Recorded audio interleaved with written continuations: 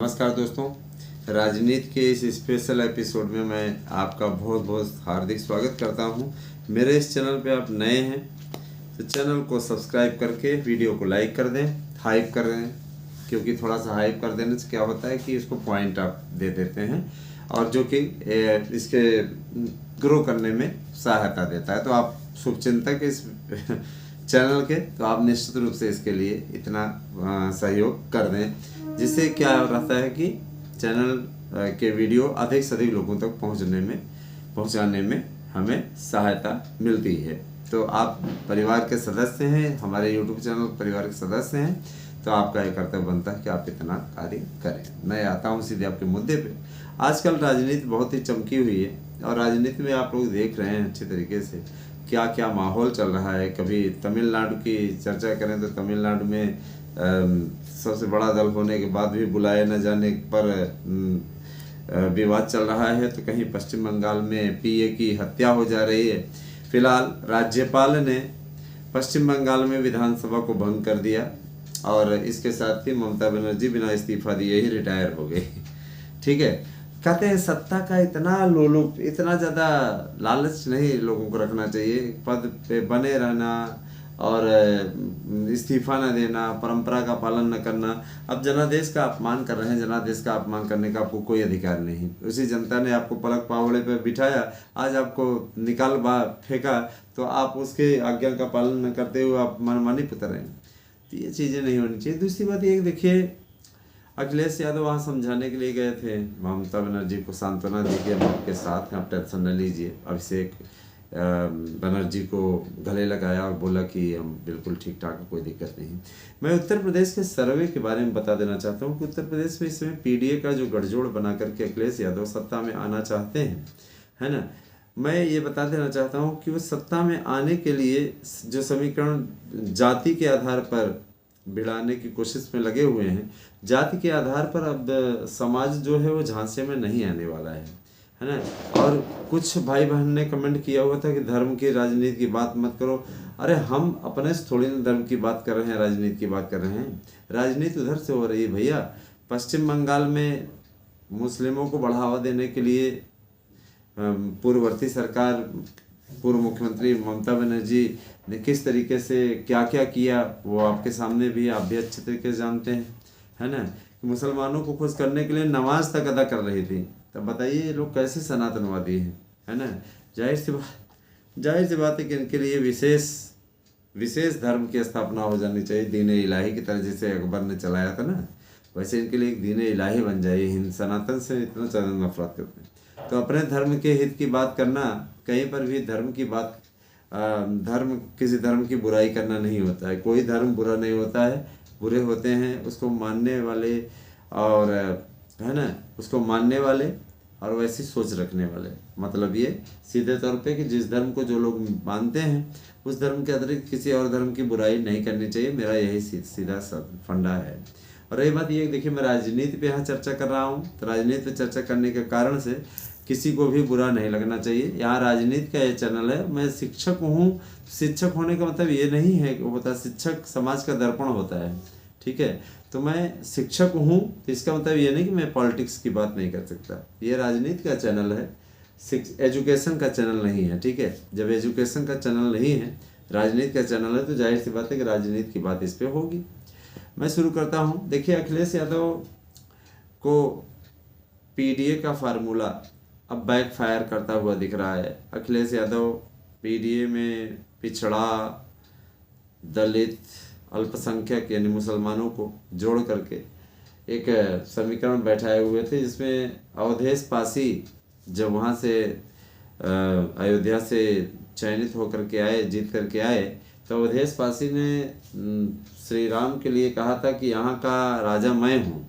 मैंने एक सांसद भर बन गए तो आप राजा बन गए, है ना।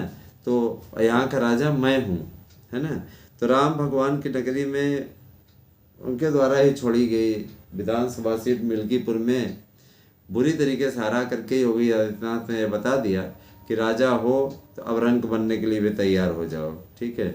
सबसे बड़ी चीज़ ये कि देखिए गजब के तर्क वितर्क वाले लोग हैं। एक जगह से आप सांसद क्या बन गए और बाद में आपने देखा ही था कि किस तरीके से विधानसभा के उपचुनाव के दौरान नकली रोने का भी नाटक किया था। तो जाहिर सी बात है कि नेताओं में ऐसे नेताओं, और नेता तो शालीन है, बहुत शालीन है, बहुत अच्छे हैं, है ना, और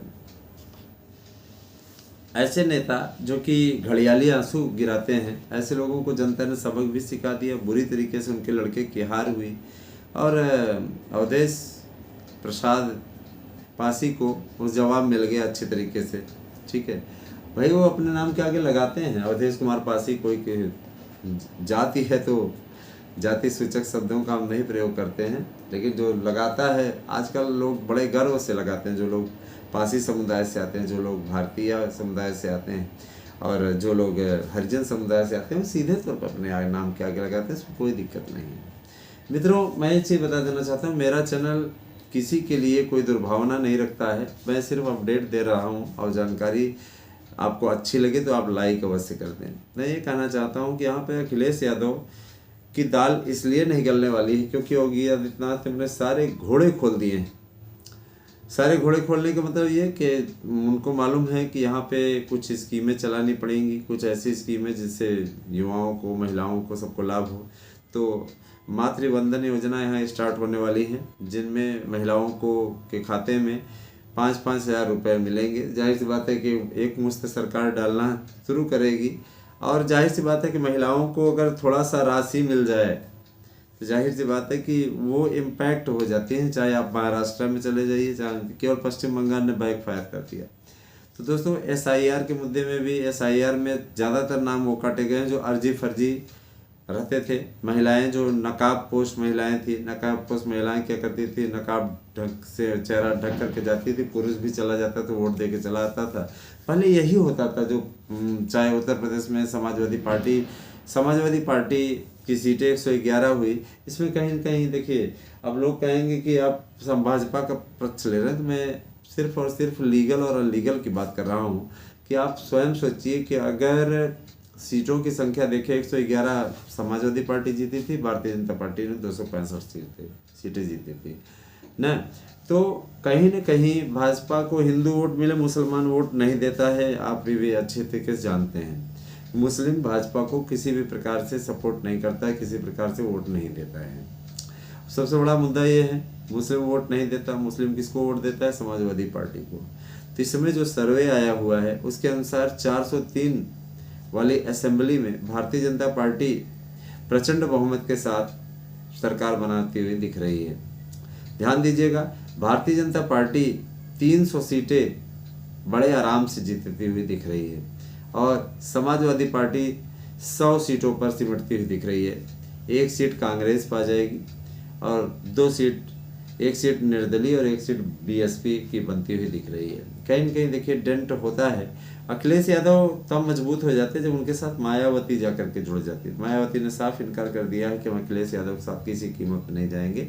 अखिलेश यादव की समाजवादी पार्टी से उन्होंने गठबंधन करके बहुत बड़ी गलती की थी, ऐसा वो स्वीकार कर रहे हैं, ऐसा वो कह रही हैं। जाहिर सी बात है कि ये समीकरण बैठ जाता। अब चंद्रशेखर आज़ाद रावण की बात करें, चंद्रशेखर आज़ाद रावण की उतनी भूमिका ही नहीं है, न ही उनको कोई है ना। नगीना सांसद जरूर है लेकिन नगीना तक ही सीमित है। नगीना में भी जिस प्रकार से भाजपा ने कड़ी टक्कर दी थी और जातिवादी कार्ड उस समय नहीं रहा होता तो निश्चित रूप से BJP ही जीती थी, है ना।